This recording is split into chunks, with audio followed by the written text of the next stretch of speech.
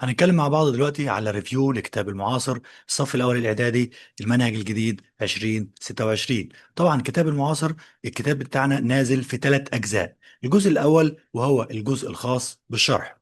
طبعا زي ما عودنا كتاب المعاصر بيعرض الكتاب بطريقة جميلة جدا. أول حاجة بيعرض لنا أهم كلمات في الدرس الأول والثاني، وطبعا بالمناسبة هو بيعرض الوحدة كل درسين مع بعض، الأول والثاني مع بعض والثالث لوحده والرابع يعتبر قصة. بيعرض لنا أهم التعريفات، ناخد كل ما يتعلق بالتعريفات سواء كان كوليكيشنز متلازمات لفظيه، البريفكس والسافكس، السينونيم والانتونيم. ده كله بيعرض لنا بطريقه منظمه بتسهل على الطالب ان هو يذاكر كويس.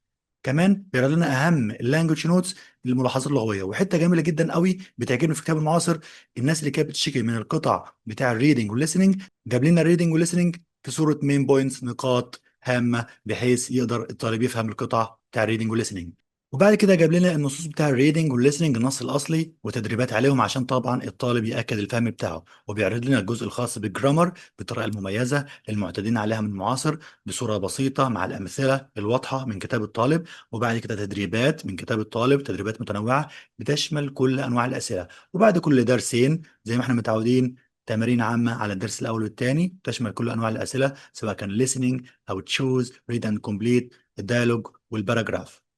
في آخر الكتاب بيعرض لنا الجزء الخاص بالستوري. طبعا بيعرض لنا الستوري بطريقة جميلة جدا.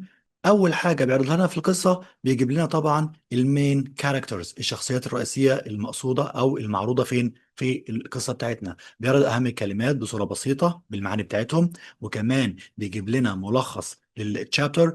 وبعد كده يجيب لنا سؤال وإجابة مترجمين بصورة مبسطة وسهلة جدا. والأسئلة طبعا بتبقى أسئلة تفكير نقدي وأسئلة عادية. الجزء الثاني بتاعنا النهارده وهو ماستر يور سكيلز، طبعا بيكلمنا على اهم المهارات، بيعرض لنا المهارات كلها اللي عندنا سواء كان السبيكنج، ازاي نكون سؤال بالنوعين بتوعه عشان نقدر نحل سؤال الديالوج.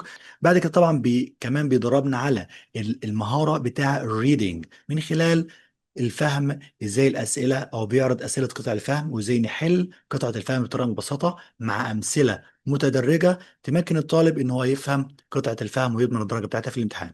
نخش بعد كده على مهارة الرايتنج، ازاي نكتب باراجراف، ازاي نكتب جملة بسيطة من الاول خالص من الكابيتال ليترز والسمول ليترز. وبعد كده يعرفني ازاي اكتب باراجراف، ازاي اكتب ايميل بخطوات بسيطة.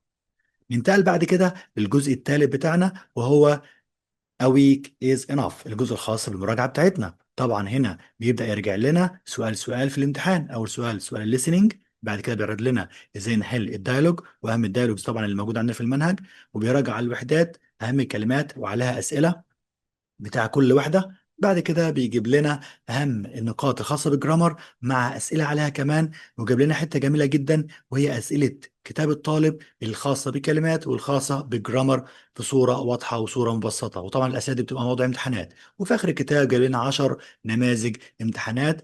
المواصفات بتاع المعاصر غالبا كل سنة بتبقى قريبة جدا من مواصفات الامتحان، عشان كده هو جايب مواصفات شاملة مشابهة للسنة اللي فاتت وفيها حاجات جديدة بحيث تسهل على الطالب ان هو يقدر يقيم مستواه في اخر الترم. وكمان بتساعد المعلم ان هو يختبر مدى قدرة استيعاب طلابه على اللي درسوه خلال الترم.